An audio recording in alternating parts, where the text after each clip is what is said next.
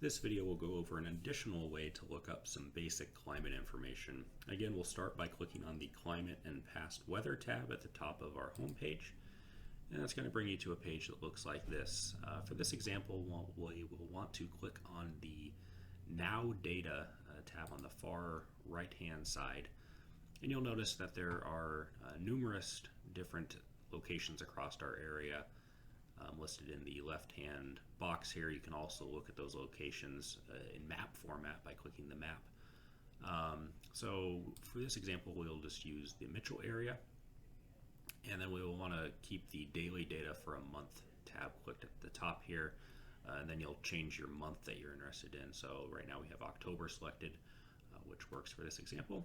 Then you'll click the Go button, and this is going to bring up a table of numbers that has the high and low temperature for the date for every day during that month. Again, the date would be listed here in the far left column, and it also has how much precipitation fell each individual day, as well as any snowfall, or if there was snow on the ground, what the snow depth was as well.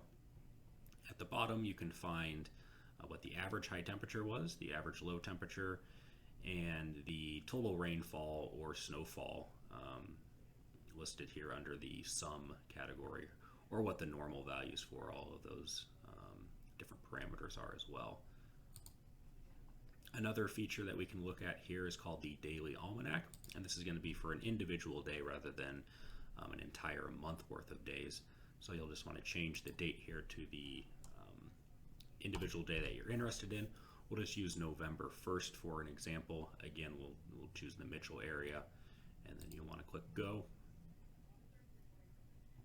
And this is going to bring up a bunch of different information. The top area here is going to be what occurred on that individual date. So the high and low temperature, what the normal high and low for that date is, as well as any records, any snowfall or rainfall that fell. And then you can also look up the month to date and year to date information here as well. So if you're interested in how much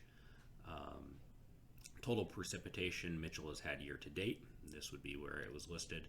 And similarly, how much snowfall year to date or just month to date, you can look up that information as well. Down at the bottom here, it also has the period of record for the site that you clicked on, so how long records have been kept at that individual site.